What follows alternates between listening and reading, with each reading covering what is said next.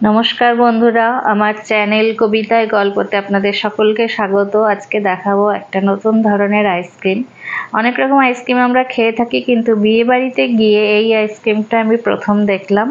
সাধারণ ভাষায় রোল আইসক্রিমই বলা যায়, নানা রকম ফ্লেভারের ছিল। তো এটা দেখে আমার খুব ভালো লাগলো, আমরা সব বন্ধুরা মিলেও খুব এনজয় করলাম। চকলেট ফ্লেভার, বাটারস্কচ, অনেক কিছু ছিল। আপনারাও যদি কোনো সময় সুযোগ পান তাহলে এটা দেখবার এবং খাবার অনুরোধ রইল। খুবই সুন্দর খেতে এবং দেখতেও খুব সুন্দর লাগছিল। আমরা দাঁড়িয়ে দাঁড়িয়ে এই বানানোটা দেখছিলাম। Thank you.